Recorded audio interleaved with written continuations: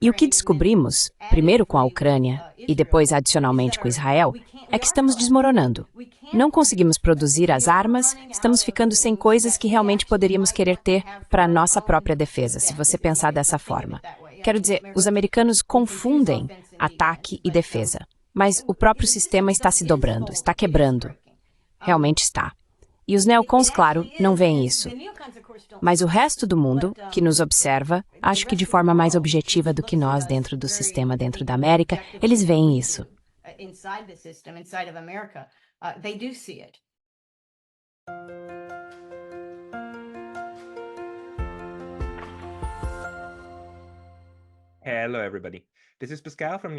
Olá, pessoal. Aqui é Pascal dos Estudos de Neutralidade. E hoje estou conversando com a Dr. Karen Kwiatkowski, uma crítica feroz do alcance militar excessivo de seu país. Sua forte oposição às guerras estrangeiras é particularmente contundente para o complexo militar industrial, já que ela foi membro das Forças Armadas dos Estados Unidos por 20 anos. Ela se tornou uma figura popular quando falou pela primeira vez sobre as mentiras que o Pentágono contou em relação à segunda invasão do Iraque. A Dr. Kwiatkowski é tenente-coronel aposentada, com doutorado em política mundial pela Universidade Católica da América e mestrado em governo por Harvard. Ela escreve regularmente para o LewRockwell.com e é membro da Eisenhower Media Network. Karen, muito obrigado por participar hoje. Karen, thank you very much for coming online today.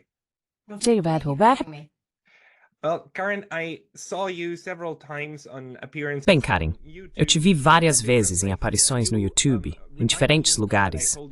E você me lembra, e eu te disse no e-mail, certo?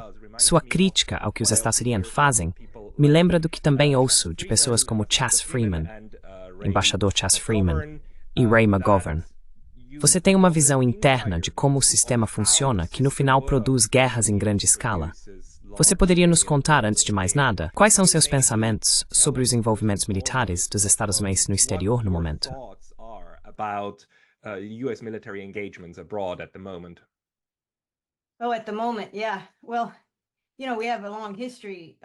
No momento, sim. Bem, você sabe, temos uma longa história de interferência e uso da força.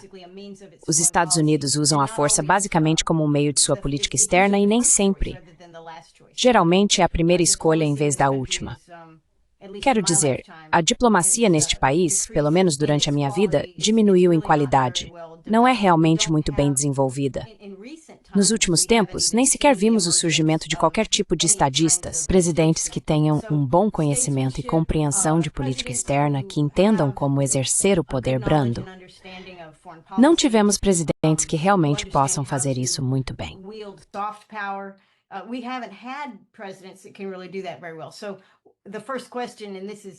Então, a primeira pergunta, e isso é algo que você ouvirá na televisão ou em qualquer outro lugar, mas a primeira pergunta que o presidente sempre quer saber quando há uma crise é: onde estão os porta-aviões, certo?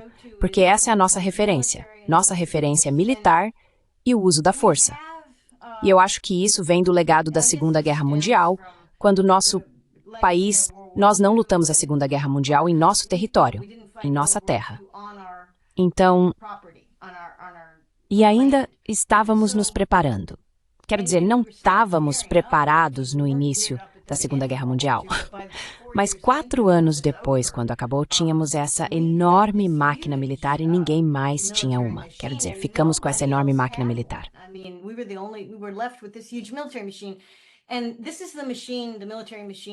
E esta é a máquina militar e o complexo militar industrial que, claro, Eisenhower alertou. Você sabe, ele disse que estava se tornando um poder em si mesmo. Estou parafraseando. Ele não disse isso, mas comunicou às pessoas no final de seu mandato que estava se tornando sua própria justificativa para continuar. E tinha os meios para continuar crescendo. E claro, vimos isso. Agora Eisenhower alertar contra isso é uma coisa, mas realmente ninguém deu atenção a esse aviso. E também foi um pouco tarde. Sabe, se você tem um cachorro pequeno que morde todo mundo e espera até que seja um cachorro grande que morde todo mundo, é um problema.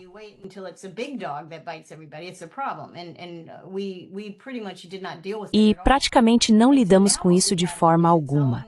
E então, o que temos agora é a evolução dessa máquina para algo que não é um cachorro jovem, não é um cachorro grande, mas um cachorro muito velho. Você sabe, estamos vendo os problemas que temos hoje. Então, falamos sobre agora, hoje, os Estados Unidos saíram do Afeganistão sem vitória após 20 anos. Quero dizer, sem vitória. Foi como se você tirasse a mão de um balde de água. Não houve vitória. Além de afegãos mortos e americanos mortos e feridos, claro, alguns europeus, mas principalmente o custo para os afegãos foi invisível para nós em nossas guerras.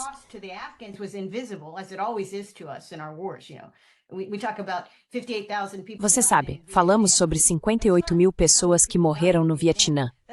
Não é assim que muitas pessoas morreram no Vietnã. É assim que muitos soldados americanos morreram no Vietnã. Você sabe, 1,5 milhão, 2 milhões de pessoas morreram lá no Vietnã durante o período daquela guerra. Nós não os contamos. Então, no Afeganistão, claro mesmo, nós não os contamos. No Iraque, saímos do Iraque, bem, quase. Estamos quase totalmente fora do Iraque. E quantos iraquianos morreram? Nós os contamos. Não nos importamos. Não nos importamos em contá-los. Então, temos essa máquina que cria caos e não atinge seus objetivos. Agora, isso é muito diferente da Segunda Guerra Mundial, onde criamos caos e atingimos objetivos, certo?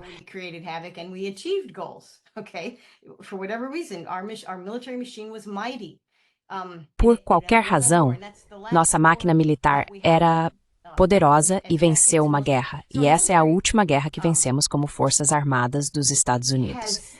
Então, nosso exército está envelhecendo, de certa forma. Está gordo. Está muito gordo, está muito fora de forma. E não estou dizendo que você sabe, os caras das forças especiais estão fora de forma.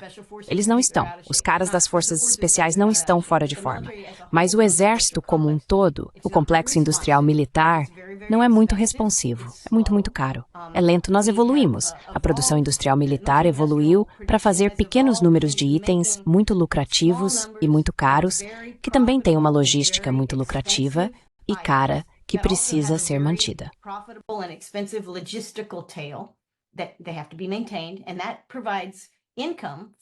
E isso fornece renda para as empresas privadas, é claro que fazem isso para o governo dos Estados Unidos. Então a evolução tem sido, mesmo que pareça realmente grande e custe 1 trilhão por ano, quero dizer, nosso complexo militar industrial é 1 trilhão por ano. Isso não conta todos os gastos com inteligência, mas apenas o Pentágono é quase 1 trilhão por ano. Mas o que obtemos com isso?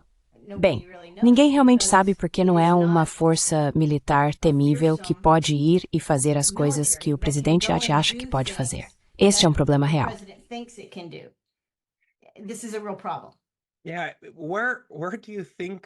Sim, de onde você acha que isso vem? Essa observação foi feita por muitas pessoas, especialmente, você sabe, alguns acadêmicos como John Mearsheimer, que disseram que a parte neocon do processo político dos Estados Unidos constantemente superestima o poder militar e subestima todos os outros, o que eles podem fazer. Eles também subestimam a diferença de poder entre uma força atacante e uma força opositora. Talvez porque os Estados Unidos sempre acham que o que quer que façam é autodefesa. Sempre isso cria uma defensiva com os lãs, disse, geralmente Iraq. Isso se configura extremamente diferente. Você pode sobre isso?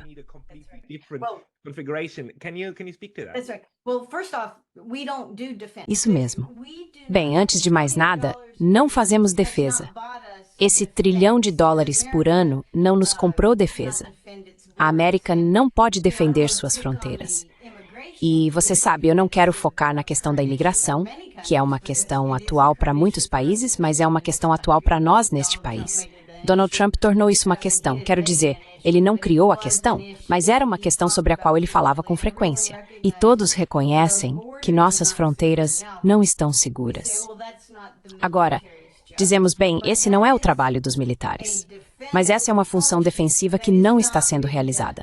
Não podemos defender nossas fronteiras. O que fazemos é ganhar dinheiro vendendo coisas, tanto para o contribuinte quanto para outros países, que são ofensivas. Vendemos armas ofensivas.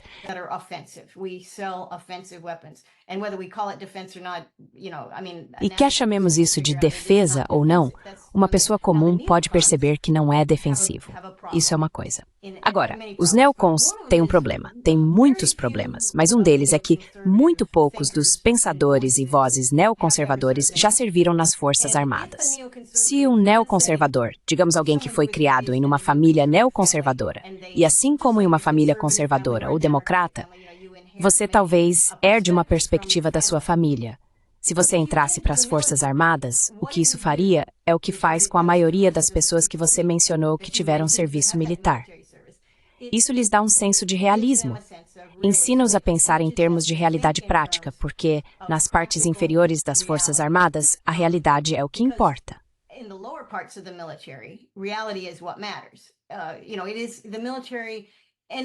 Você sabe, no exército, em qualquer exército, na maioria dos exércitos do mundo todo, muitas vezes os pais dizem: meu filho precisa aprender a fazer as coisas, aprender uma habilidade e fazer as coisas acontecerem. Ele precisa crescer. E então dizemos: o exército é um bom lugar para isso. E parte disso eu acho, porque o exército costumava fazer coisas com as mãos e fazia coisas em grupo. E você aprende a receber ordens e dar ordens e todas essas coisas boas. Mas é tudo baseado na realidade, não é baseado em fantasia. Neocons geralmente não servem no exército. Nenhum dos principais pensadores neoconservadores em nosso país, nos últimos 30 ou 40 anos, já vestiu um uniforme. Eles não fazem isso. E assim eles não têm essa experiência que meio que aprimora seu realismo. Não realismo como filosofia, mas seu senso do que é real.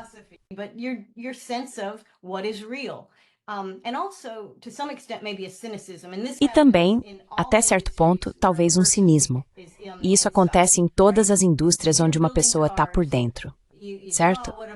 Se você está construindo carros, você diz: que carro bonito, mas se você construiu aquele carro, sabe que não foi tudo bonito para chegar a esse ponto. E você pode conhecer erros e falhas, você pode conhecer desafios e crises de liderança. Não importa em qual indústria você está. Se você está por dentro, vê como a salsicha é feita. Bem, as pessoas no exército veem como é feito e vemos os erros. E também vemos, à medida que você sobe na hierarquia, e mesmo na base da hierarquia, sabe, vemos as mentiras que são contadas. E quando tivemos um recrutamento no Vietnã, que foi, acho, o último recrutamento que tivemos, é claro, você teve um monte de pessoas que entraram não porque queriam.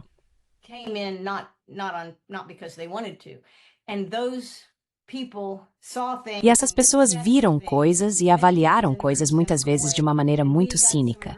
E conseguimos alguns ótimos filmes, roteiros de filmes, romances e poesias.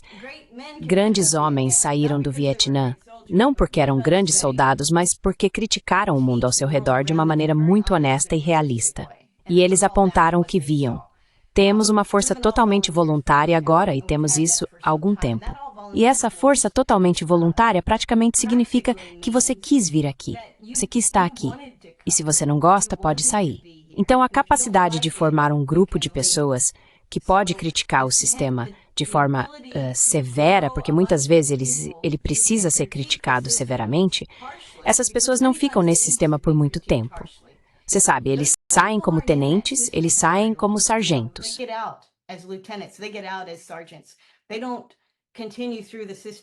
Eles não continuam pelo sistema até as patentes mais altas. Agora, é claro, você sabe, Ray McGovern e outras pessoas, o Coronel McGregor, muitos desses caras com experiência militar que estão em um nível mais alto, são poucos e raros por causa do serviço voluntário. Então, já acho que o que estou dizendo é que não temos muita percepção de quão ruim o sistema é por dentro, porque ele não te conta, e não temos muitas testemunhas que falem sobre isso. As pessoas que são cínicas saem cedo. E isso é parte do motivo pelo qual todos na América pensam: o exército é tão forte. Bem, na verdade, se você estivesse no exército recentemente, saberia que não é. Não é tão forte. Se você prestasse atenção ao que está acontecendo, veria enormes erros gritantes na estratégia e enormes fraquezas gritantes.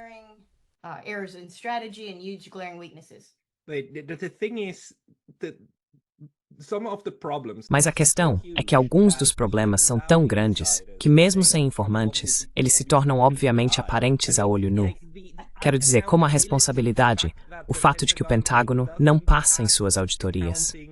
Se você conversar com pessoas como Lena Petrova, que sabem como as auditorias funcionam, ela diz que isso é inédito no mundo dos negócios, porque isso significa que o Pentágono não sabe para onde foi o dinheiro. Não pode mostrar onde estão os ativos e como isso funciona. Isso é tão grande que você nem precisa de um informante. E de vez em quando você precisa, como Manning, como Snowden e assim por diante. E então surgem grandes problemas. Mas ao mesmo tempo o sistema ainda é um sistema. Ainda funciona. Como você explica para si mesmo que ele não colapsa sob seu próprio peso, que continua funcionando?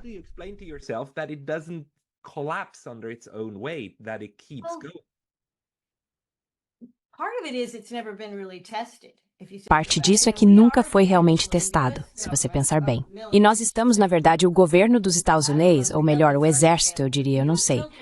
O governo já está falhando. Mas o exército dos Estados Unidos está sendo testado em parte pelas estratégias que nos levaram a essas duas guerras por procuração, basicamente. Temos uma guerra por procuração contra os árabes em Gaza e o Irã no Oriente Médio. E então temos uma guerra por procuração que está acontecendo há quase 3 anos agora na Ucrânia. Agora chamamos a guerra por procuração na Ucrânia de guerra da OTAN. Mas, na verdade, a maior parte da ajuda veio esmagadoramente dos Estados Unidos. E o que descobrimos, primeiro com a Ucrânia e depois adicionalmente com Israel, é que estamos colapsando. Não conseguimos produzir as armas.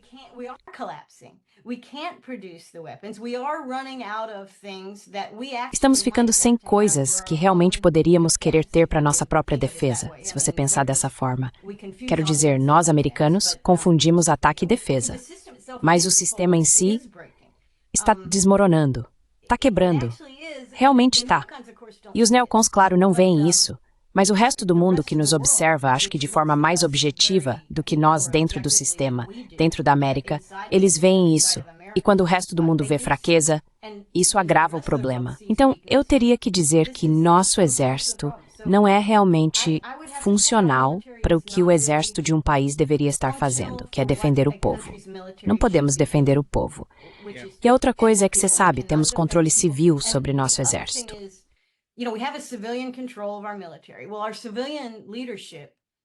Bem, nossa liderança civil também não está bem informada sobre as capacidades que os militares têm e os problemas. Você sabe, o Pentágono não passou por uma auditoria. Este é, eu acho, o 6º ou 7º ano que eles não passam.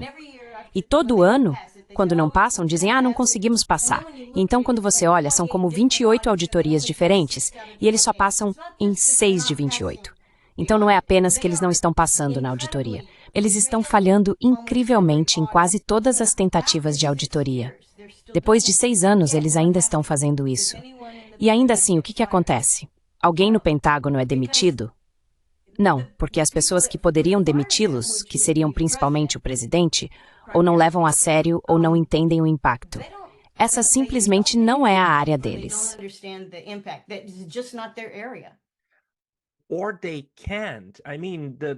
Ou eles não podem. Quero dizer, o perigo é que está fora de controle. Quero dizer, vemos isso com os serviços de segurança, certo? Que literalmente, mesmo quando são obrigados a testemunhar perante o Congresso, podem simplesmente se recusar a responder e dizer algo como, questões de segurança nacional, não respondemos a isso. Então, o controle civil pode simplesmente não estar efetivamente presente. O que você pensa sobre isso?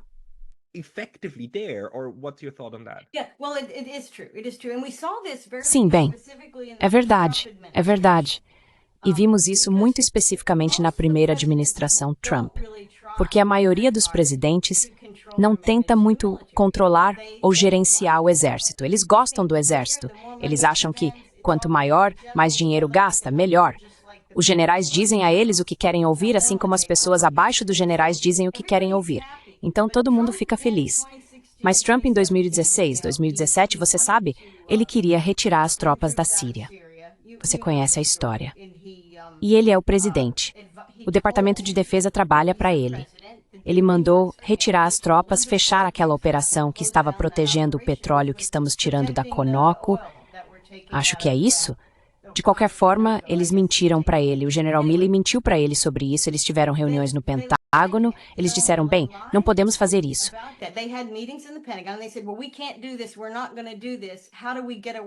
Não vamos fazer isso. Como vamos nos safar de desobedecer a uma ordem presidencial?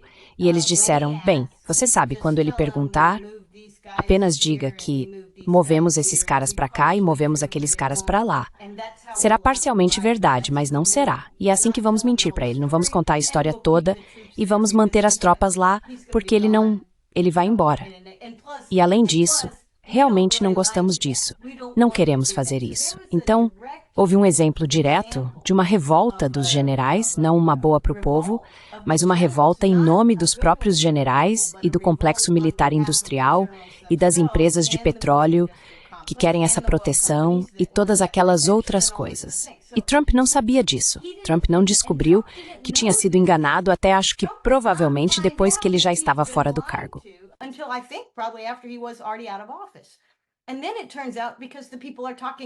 E então acontece que, porque as pessoas estão falando sobre isso publicamente agora que ele é um ex-presidente, ele descobriu, então isso realmente o incomodou. A razão pela qual isso aconteceu, provavelmente aconteceu com outros presidentes. Bem, pense em Kennedy, na crise dos mísseis de Cuba e no desastre da Baía dos Porcos. Ele foi informado da verdade? Os generais e a CIA disseram a ele a verdade, tudo o que ele precisava saber? Não. Eles não disseram, e ele conversou com seu irmão Bob, que era o procurador-geral, e disse, caras, você não pode acreditar em uma palavra do que eles dizem. E era verdade naquela época, mas a maioria dos presidentes não se importa. Eisenhower foi o último que realmente era um soldado de alta patente. Sabe, acho que JFK era tenente, mas a maioria desses caras não se sente particularmente confortável com os militares. E eles também têm um pouco de admiração por eles.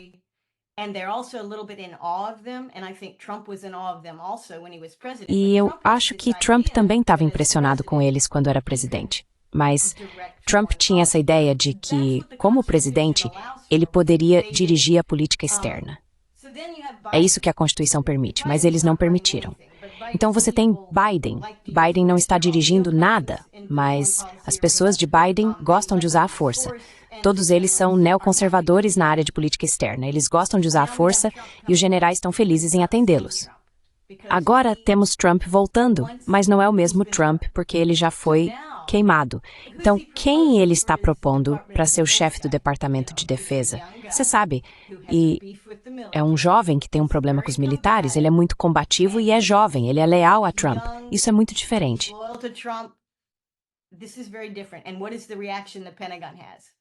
E qual é a reação do Pentágono? Oh, meu Deus, não podemos ter isso. E o que o cara disse que vai fazer? Bem, primeiro de tudo, vou demitir todos os generais de Day. O que é isso? Eu não sei. Foram gastos 82 bilhões de dólares em Day. O que é isso? Diversidade, equidade e inclusão. 82 bilhões. Bilhões de dólares. Bem, alguns generais estão supervisionando parte desse dinheiro e todos eles vão embora. Então eles foram avisados. Muito assustador para eles. Mas isso é radical. Isso nunca aconteceu antes. Mas para responder a sua pergunta, pode acontecer? É grande demais para parar? Não, não é grande demais para parar. Não é grande demais para parar. Vou te dizer o que eles já estão fazendo. Os generais estão movendo dinheiro.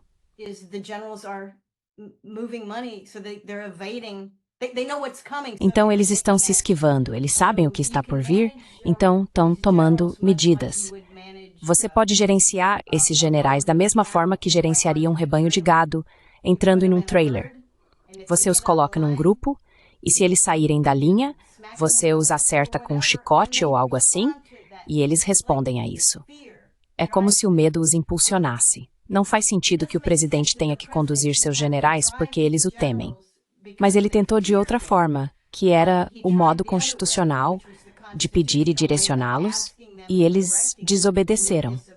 Então, não acho que eles sejam grandes demais para serem gerenciados. Acho que eles parecem grandes demais para serem gerenciados, mas na verdade não são.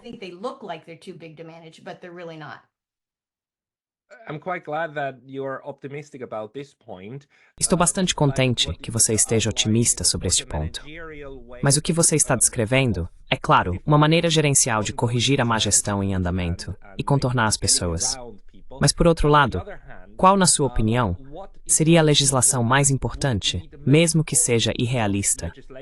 Digamos que uma pequena legislação pode ter um grande impacto se, por exemplo, se tornasse uma ofensa punível para alguém ocupar um cargo e depois entrar na indústria militar industrial. Você sabe, a porta giratória mudaria algo.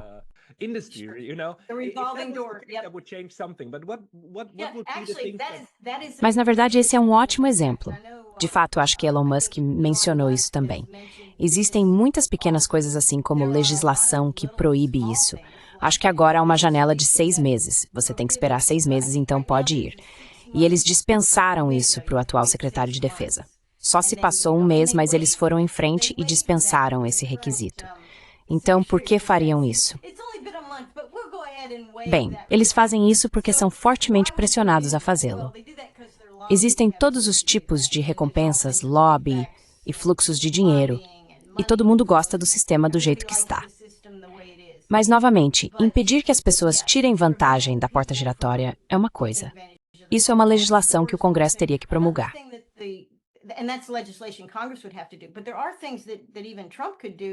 Mas há coisas que até Trump poderia fazer, ou qualquer presidente poderia fazer, que é reduzir a disponibilidade de cargos de oficiais generais que temos em nossas forças armadas. O que muitos militares em tempos de paz acabam tendo é um monte de oficiais de alta patente com muito pouca missão a cumprir. Em vez de dizer, bem, são oficiais militares, eles estão defendendo o país, não, na verdade, esses são burocratas uniformizados. Eles não estão defendendo nada, eles estão esperando até conseguirem um emprego na porta giratória nesse sistema. Então, se você eliminasse o período de espera de 6 meses e o fizesse de 5 anos e cumprisse isso, se punisse as pessoas que violassem isso, e se eliminasse um grande número de cargos de generais de alto nível e realmente fizesse uma revisão de eficiência de cima para baixo, no que nossas forças armadas se transformaram.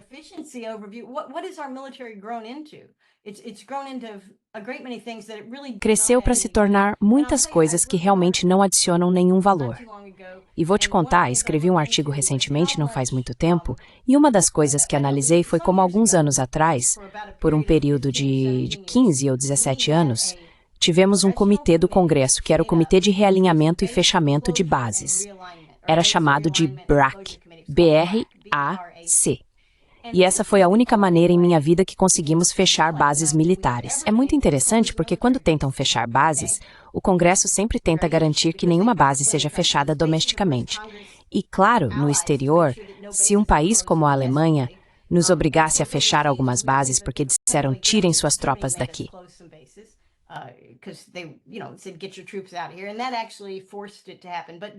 E isso realmente forçou a acontecer.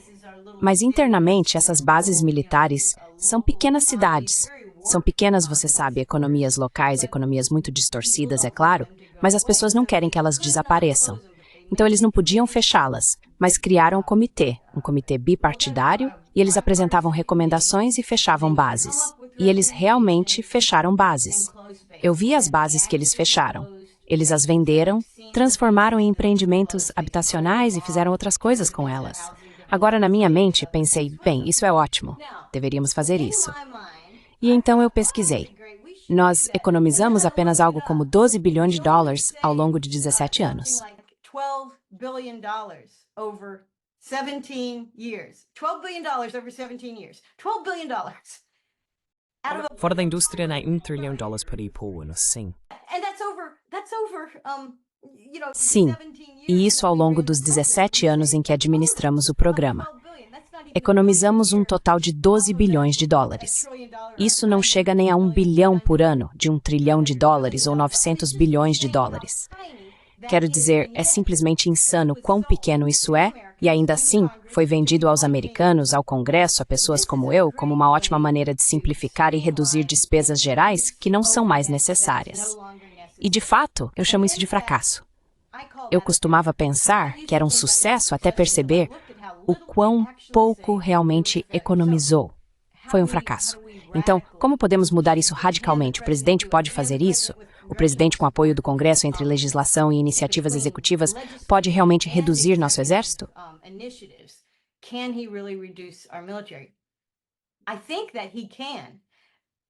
Acho que ele pode. O problema que temos, e não sei se você viu isso, preciso assistir de novo, mas o presidente Trump fez um discurso realmente poderoso outro dia e foi em resposta a Biden autorizando os ataques profundos dos ataques MS no território russo. E eu não vi o discurso inteiro, vi parte dele, vi a maior parte. Não foi muito longo, muito bom discurso, parecia que ele poderia ser um convidado. Se Trump falasse assim o tempo todo, ele se encaixaria perfeitamente em nossa conversa. Ele não fala assim o tempo todo, mas falou desta vez. E o que ele falou foi o suficiente para que eu apenas olhei para ele, apenas ouvi o que ele estava dizendo.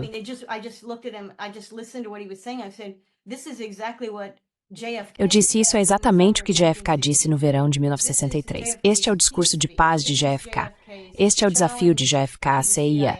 E JFK foi eliminado pela mesma organização, pela CIA, DOD, CIA. Geralmente as pessoas pensam assim. Mas, de qualquer forma, ele não sobreviveu um ano após essa declaração de preocupação do próprio JFK. E isso foi quando o exército era muito menor e a comunidade de inteligência não tinha 18 variantes diferentes, você sabe, em Washington, todas com orçamentos secretos. Você sabe, isso cresceu fora de controle. E ainda assim, aqui está Trump dizendo coisas que são tão radicais que farão presidentes serem assassinados em nossa história. Em minha vida, vimos isso acontecer.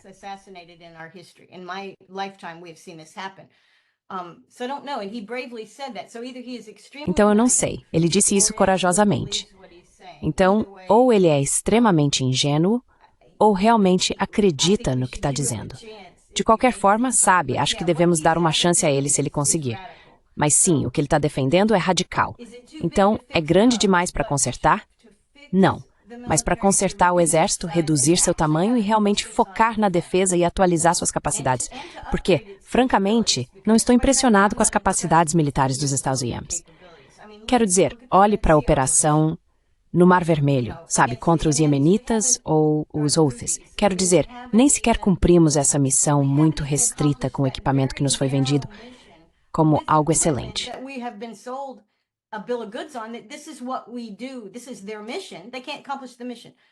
É isso que fazemos, esta é a missão deles. Eles não conseguem cumprir a missão contra basicamente o que consideram ser um grupo terrorista. Então isso é ruim, isso é ruim. Portanto, tem que mudar, mas vai exigir algo radical e nosso sistema, como foi projetado, não gosta de radical. Ele quer ter progresso lento, quer ter debate. E já as coisas que Trump está propondo, e algumas das pessoas e coisas que ele planeja designar, estão deixando o Congresso muito nervoso, assim como os lobistas e as empresas. Então haverá muita resistência ao que eles estão tentando fazer.